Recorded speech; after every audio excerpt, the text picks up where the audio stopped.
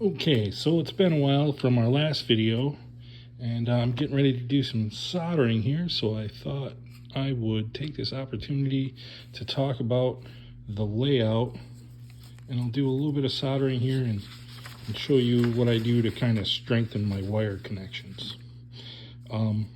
First of all, this is the layout. It's on my Crunchy Tube Amp page. If you want to take a look, the link is in the description.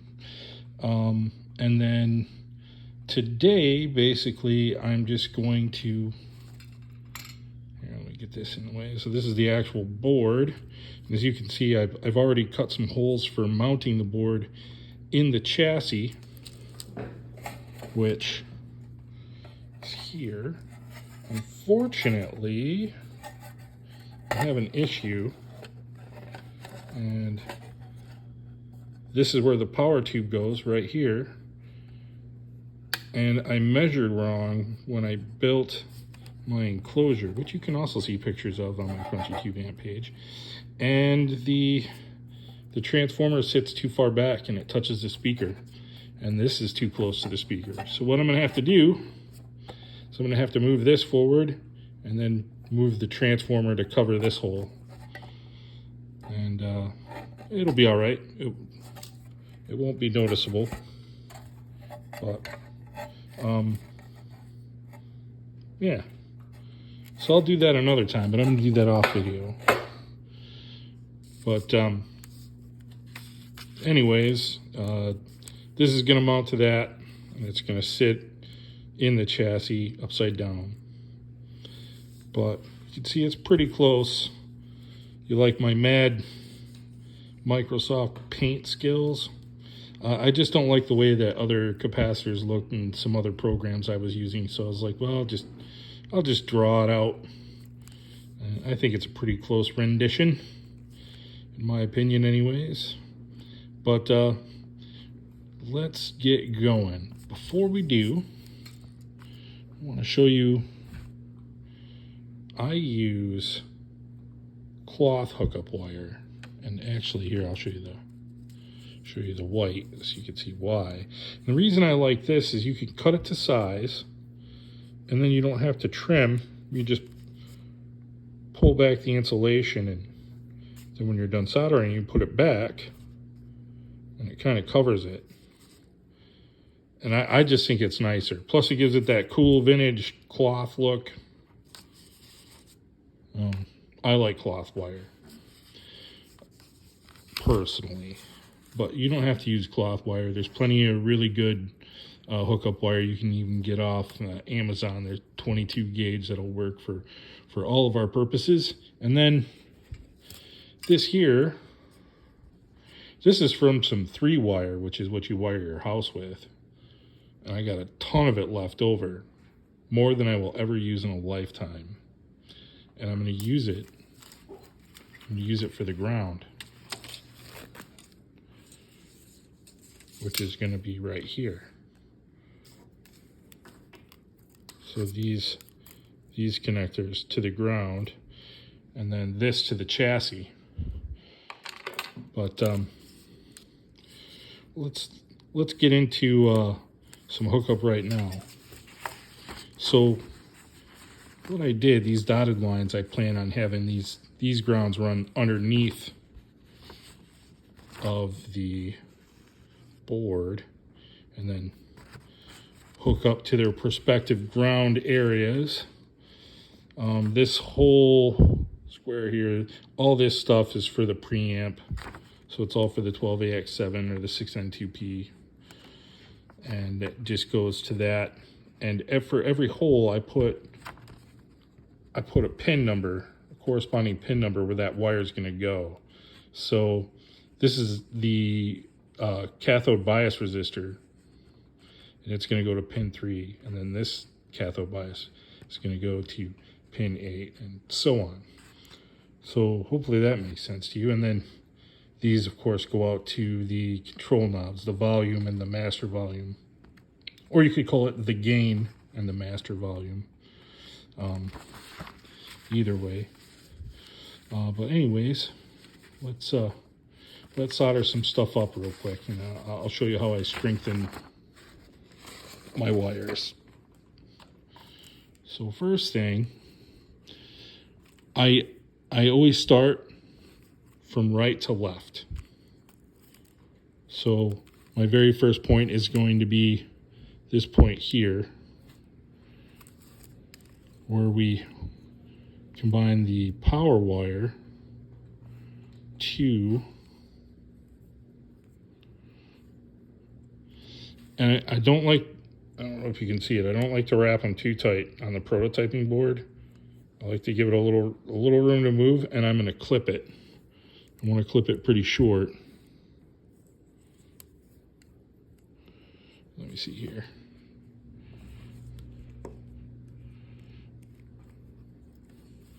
If you take,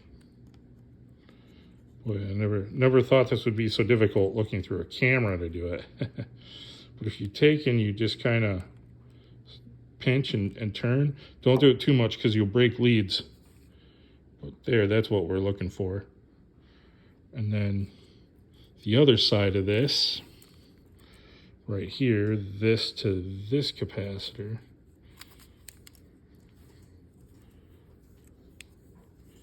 Let me move this stuff out of the way. That's right here.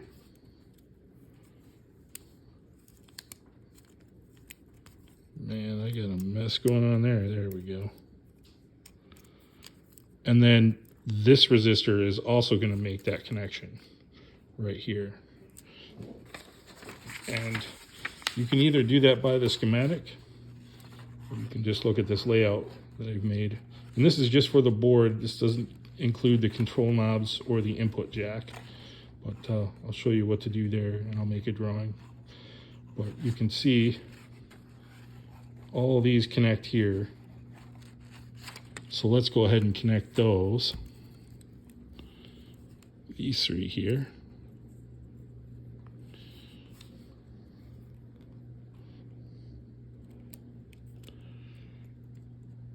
And I'm just kind of grabbing and twisting a little bit to make a connection.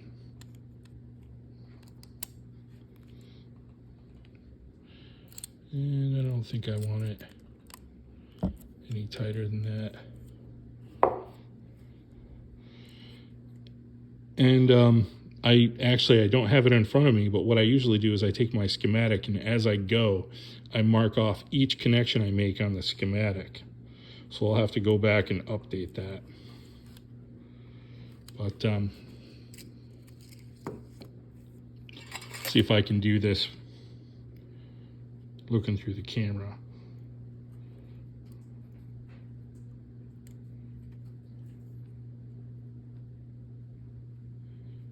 And one thing about prototype boards is you want to have a little bit extra solder than you normally would for a connection, because you want those fills to connect, so you get a good strong connection. So this is more solder than I normally use on a connection.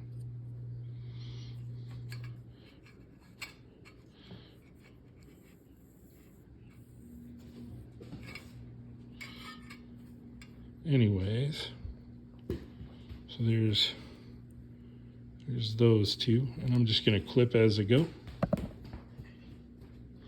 And always double check. So this is going to the positive end, this is the negative end. So I did it right. Before you clip, make sure you got that right. So I clip right. It looks like a little teepee. I clip right above that. And I always make sure I have my leads because I have animals. I don't want leads on the floor.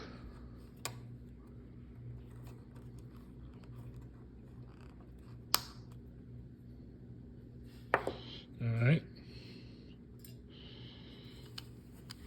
And then I'm going to connect my power section, which is going to be these two resistors here, the 220K, to this resistor and this capacitor. Once again, make sure your negative sides, see how it has the negative sign and the arrows. Make sure those are in the right position. I have it labeled on my layout. You want the positive end, or in this case, the non-negative. I love double negatives, don't you? All right, so let's get this junction right here.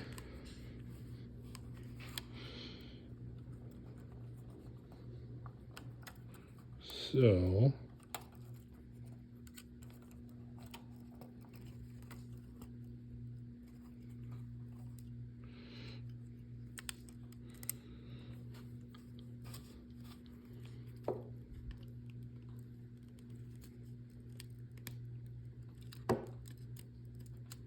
just kind of grab and pinch. If you're not familiar with working, I'm sorry I keep bumping into the camera. If you're not familiar with working with prototype board, it's great for experimenting, but if you want to use it for a long-lasting board, I'll show you the next step, where these joints are going to be fine because they're not moving. But anything with wire, you have to drill another hole so the wire has something else to touch to give it a little more support. And we'll get to that in a second.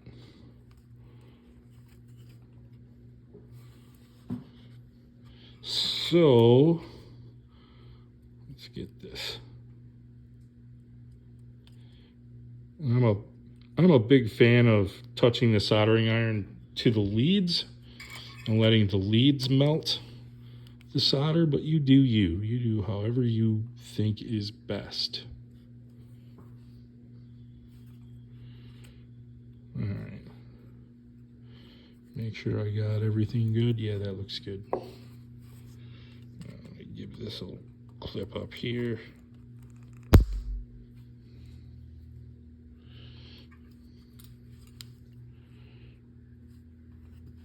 Very good, very good. Now that I've done that, I'm gonna do some. I'm gonna connect some grounds, so you can see what that's all about. Because now this power section is all connected here, all the way through, which is this black line here. We just connected all of that. And that's where the high voltage goes through. The high voltage DC. So let's do, like I said, I like to go from right to left. So I'm going to start here with this ground. As you can see in this picture, I've connected them above the board, and then my dotted line indicates underneath.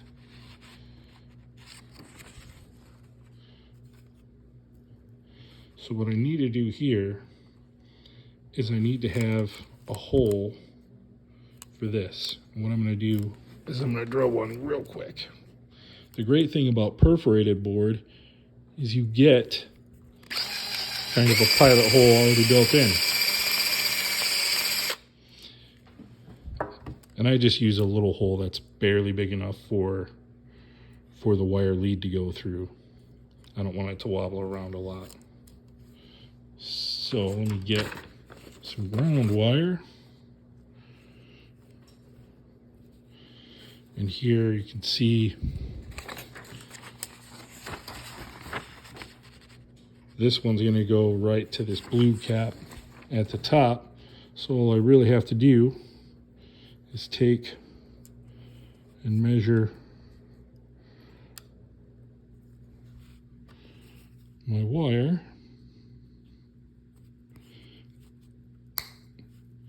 Now, you always want to give yourself some room to play, but as short as possible. Keep it as neat as possible when it comes to tube amps. Otherwise, you'll get noise introduced, and that won't be good. So I'm just going to expose a little bit of my lead. Let's see, are these holes big enough? They sure are. I'm going to get my lead through here. Oh, I may have made my hole too close. I'm going to show it through the hole first. Let's see if this hole is big enough. Nope, I'm going to need a bigger hole. It's all right. A little Kentucky windage. Bore this hole a little bigger. See, is that big enough? Sorry, going off screen here. Yeah, we got her. All right. So now, I'm just gonna expose a little bit of my lead, like so. And I want that lead to go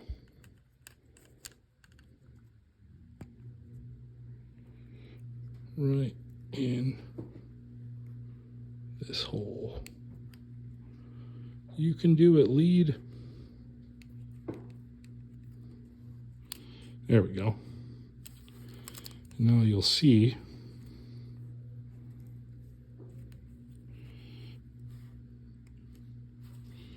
hopefully it's not too blurry that lead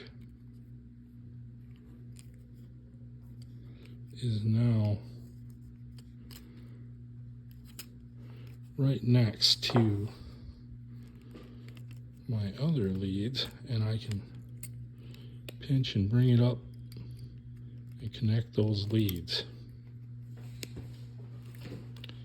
like so. And now I just get a little bit of solder in there and we're golden.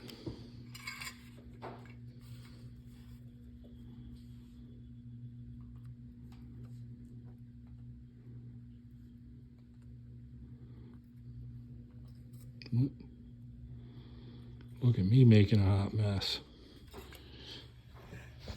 All right.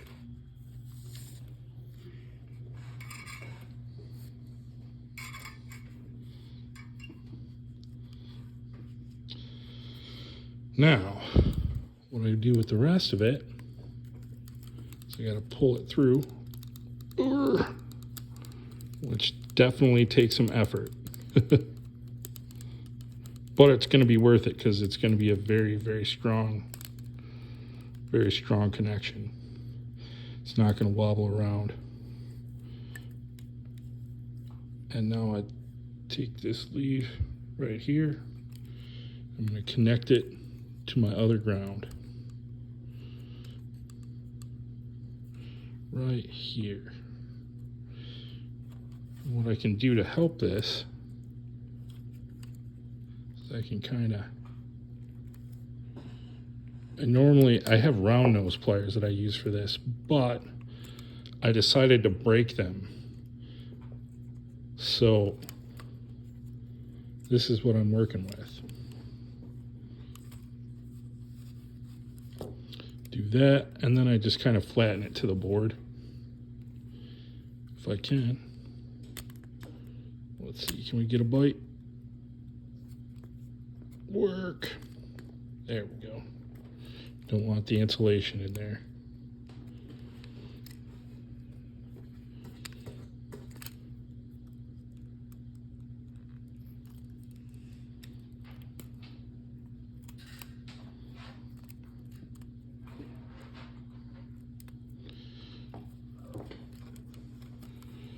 All right. I rode the struggle bus on that one a little, but it's a nice, short, strong connection.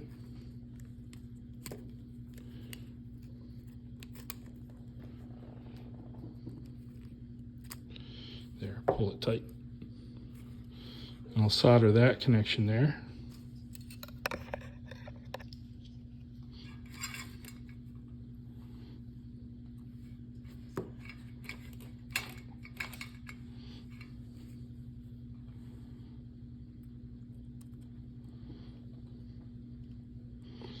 I don't know if you're able to see, but I want that connection right there.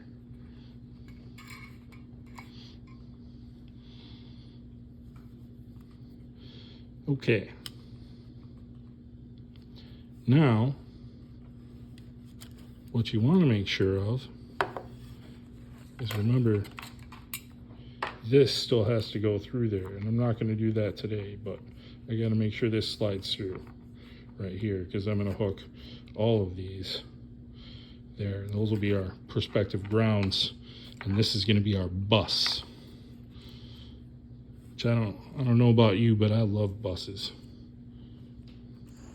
So I can snap that. And wonderful, I don't know where that went.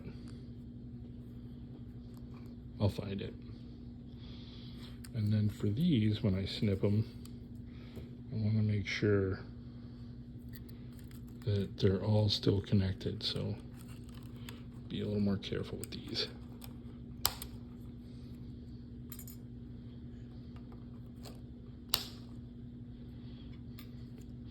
And then I just kind of inspect, make sure I've got those, everything's connected, it didn't crack. All right, I've got a good strong connection. And this isn't gonna move.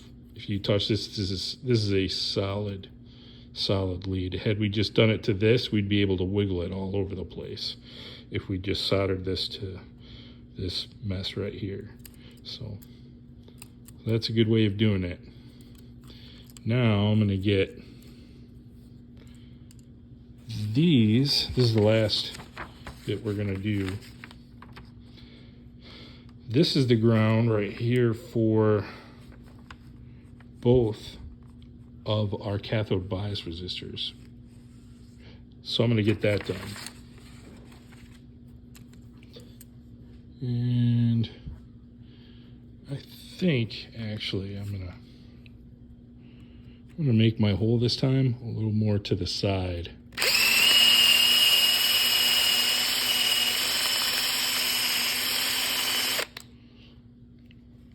Right there, because I want to go up and around to this ground. I don't want to go over the DC component. Ash, stop. So let's get this cut to size.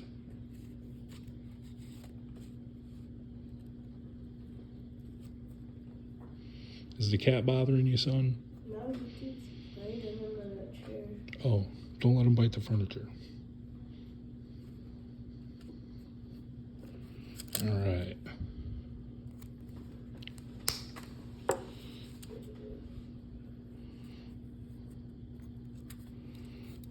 So Ash tried to grab my arm.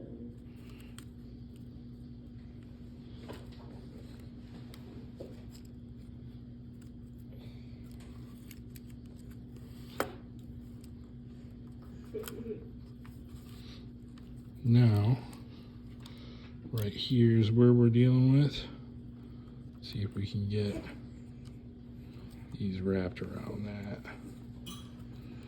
Decent enough to do some soldering. Oh yeah.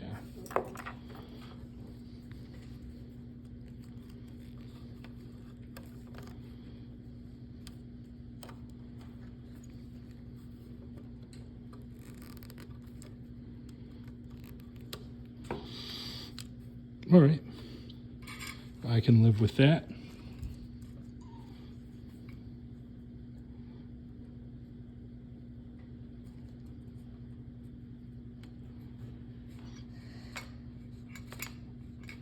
And like I've said, a little more solder than I normally would use on like a circuit board or something. But it's going to give me a nicer effect in the end.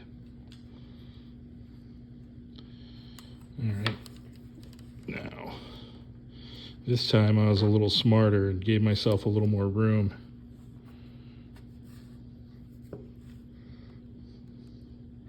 With my end here. Oop.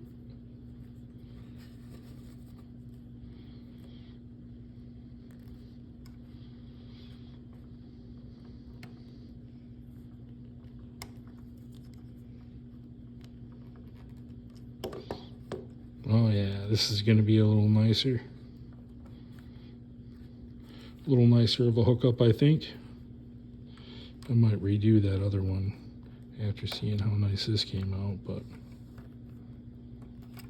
maybe not. We'll see. Yeah, I might have to resolder this here. I'm going to, because I just pressed on it. You don't want to stress out your solder for sure. I'm going to leave this open here for my bus ground.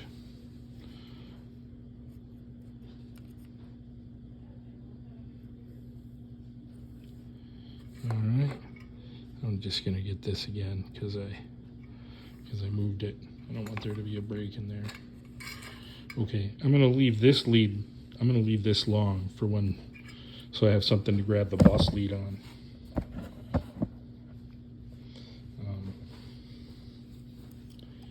And then I'm going to go ahead and trim this one here. And that'll be it. We'll review what we did.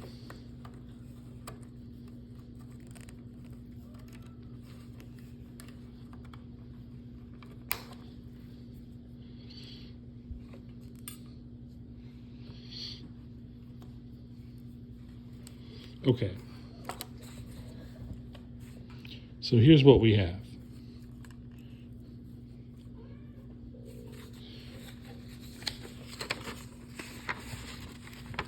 We have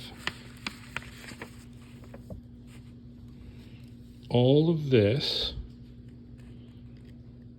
is going to be this, and we're not doing that until we actually put the board into the chassis. This and this are this and this. And this whole black line here, the power line, has been hooked up.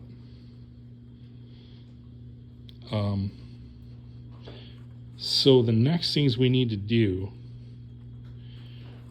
and we'll do it in another video, is we got to start working on the chassis. So we'll load the circuit board here. We'll put it into our chassis. And just for reference, so this circuit board actually goes in like this. And where are the holes for this thing? There it is. It's actually going to be like right about here. And these components here,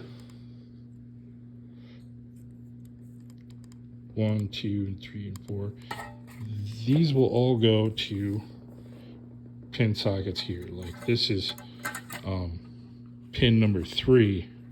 This part of this resistor here, so that'll go to 1, 2. That'll go to this. That pin socket right there. So we got to figure out when it's in here what the best way to route that is. We're going to be drilling more holes to stabilize the wires, but we'll go over that next video.